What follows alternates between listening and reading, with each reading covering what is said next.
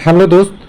कई सारे विद्यार्थियों को कमेंट आया था कि ऑपरेशन और बीडी का एक सेपरेट वीडियो बनाइए, क्योंकि इसमें बहुत लोग उलझ जाते हैं सीबीटी 2 में।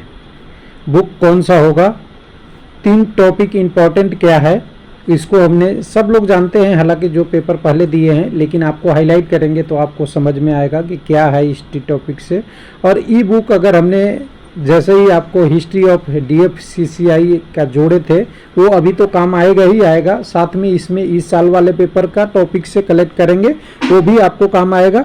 और साथ में इसके 2 और टॉपिक है इम्पोर्टेंट, उसको हाईलाइट करेंगे। कुछ लोग सीबीटी 1 का कटअप डराए थे, आपको डरना नहीं है, उसको आपको पकड़ के रखना है, आपके लिए काम आएगा, उसको भी समझाएंगे। यानी ये वीडियो कुल मिला के ऑपरेशन और बीडी के लिए है, लेकिन अगर सीबीटी 2 आपका और किसी भी से रिलेटेड है, इलेक्ट्रिकल, इलेक्ट्रॉनिक्स, मैकेनिकल का, तो थोड़ा बहुत हेल्प हो जाएगा। मैं जो अभी वीडियो बनाया हूँ, हालांकि सिविल के बारे में मुझे जानकारी नहीं है, फाइनेंस की जानकारी नहीं है, एचआर का जानकारी नहीं है, तो वो हम उसके बारे में आपको नहीं बता सकते, लेकिन जो मुझे मालूम है उसके बारे में यहाँ हम डिस्कस करेंगे। तो सबसे पहले देखिए, ऑब्जेक्शन मैनेजमेंट जो डीएफसीसीआईएल का है वो कल समाप्त होने वाला है, और इसके बाद फिर रिवाइज आंसर किया आएगा, या रिवाइज आंसर के साथ ही रिजल्ट दे दिया जाएगा। तो ये ऑब्जेक्शन मैनेजमेंट कल तक आपके पास 3 तारीख तक अपडेट है, 3/9 तक आपको इसको ऑब्जेक्शन लगा सकते हैं, वो आप देख लीजिएगा। उसके बाद यहाँ पे देखिए, सिलेबस के बारे में बात करेंगे ना, तो हम थोड़ा सा आपको सिलेबस थोड़ा सा समझा दें कि ऑपरेशन और बीडी का पैटर्न क्या है, और उसके बाद आपको थोड़ा सा समझ में आएगा। यहाँ पे अगर लास्ट पेज में आएंगे, नोटिफिकेशन के लास्ट पेज में की तरफ चलेंगे आप, तो नोटिफिकेशन के लास्ट पेज की तरफ सीबीटी 2 का सभी का सिलेबस दिया हुआ है, और एकदम बिल्कुल ठोस ठोस सिलेबस है, बहुत सारा नहीं है। लेकिन इसमें आप केवल 2 ही चीज़ से अनजान होंगे। देखिए, अगर मैं दिखाऊं, ये सिलेबस देख लीजिएगा, executive and operation and business development, यानी सीधे सीधे इसको बोलते हैं ऑपरेशन और बिजनेस डेवलपमेंट को स्टेशन मास्टर रेलवे का नाम है। यहाँ पे पहले स्टेशन मास्टर के नाम से ही पहले पोस्ट आता था ऑपरेशन डिपार्टमेंट में, बाद में इसके बिजनेस एंड डेवलपमेंट जोड़ दिया गया, बीडी कर दिया गया। तो यहाँ पे देखिए, पूरी सिलेबस है जो आपको पता है। इसके लिए आपको ये जनरल नॉलेज नहीं पूछना है, रीजनिंग नहीं पूछना है, न्यूमेरिकल एबिलिटी नहीं पूछना है, साइंस नहीं पूछना है। आपने सीबीटी 1 में तैयारी किया है और किसी और भी एग्जामों में किया है, वो सब काम आएगा। बस प्रैक्टिस रखते रहिए, उसको कंटिन्यू करिए, उसको ज़्यादा जोड़ नहीं लगाना है। जोड़ लगाना है हिस्ट्री ऑफ रेलवे ऑफ डीएफसीसीआई, जहाँ से आपको 24 क्वेश्चन देने वाला है, और 24 क्वेश्चन में अगर मैं कहता हूँ 15 से 18, 19, 20 तक पहुँच गए तो आप नैया पार हो गया। इकोनॉमिक्स एंड मार्केटिंग है और कस्टमर रिलेशन है, दोनों का 12-12 नंबर का वेटेज है। और इस 12-12 नंबर में अगर आप आधा आधा भी लाते हैं, 6-6 नंबर भी, जो सबसे लोअर साइड में बोल रहा हूँ, तो आप यहाँ 20 तक अगर ला लेते हैं, तो ये नंबर दोनों मिला के 32 नंबर होता है, और ये आपको सिलेक्शन के लिए काफ़ी है, क्योंकि रीजनिंग, मैथ और जीके आप आराम से कर लेंगे।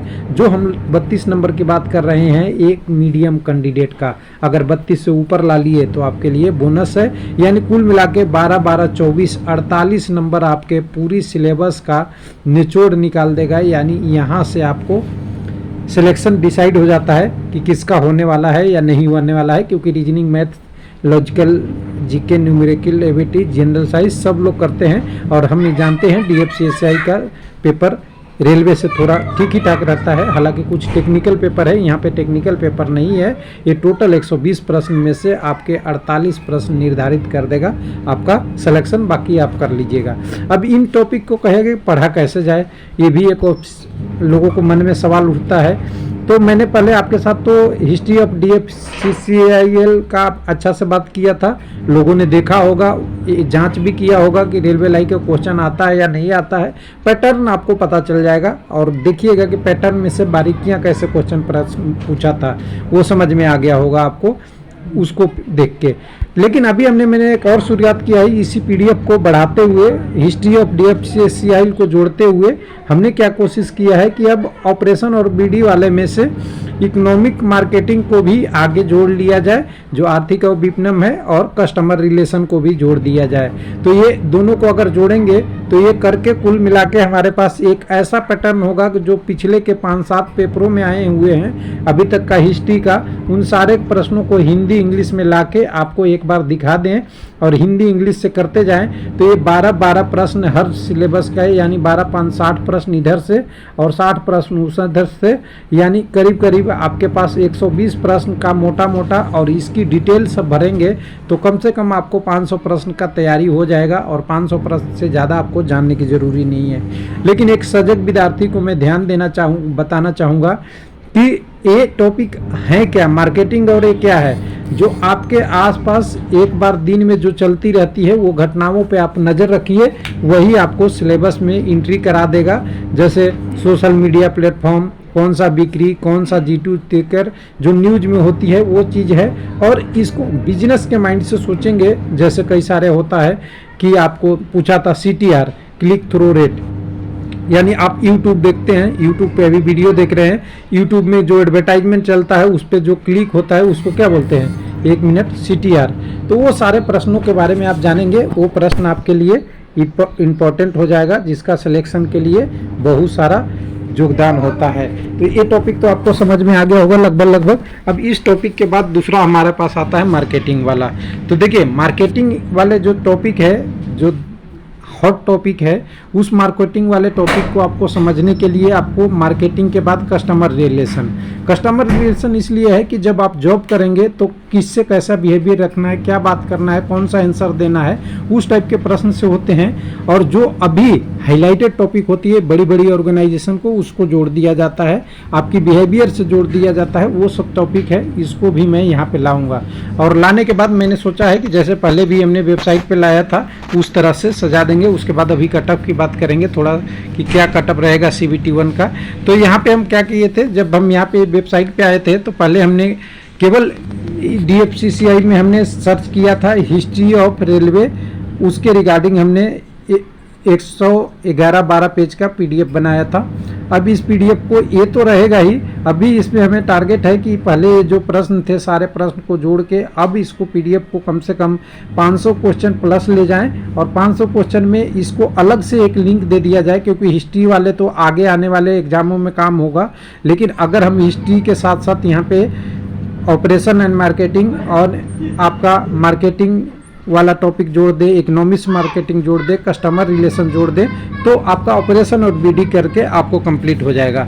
लेकिन बाकी लोग कहेंगे कि मेरा इलेक्ट्रिकल इलेक्ट्रॉनिक्स है, वो सब क्या करें। तो देखिए इलेक्ट्रिकल वाले तो क्वेश्चन, रेलवे वाला क्वेश्चन मोर देन सफिशिएंट है, जो आपको 96 नंबर के आसपास वाले क्वेश्चन है वो पैटर्न आपको पकड़ा जाएगा, जो आप देख लीजिएगा। मैकेनिकल वाला है उनके लिए, और इलेक्ट्रॉनिक्स वाला भी बहुत थोड़ा शुरुआत किया है, ये 3 टॉपिक।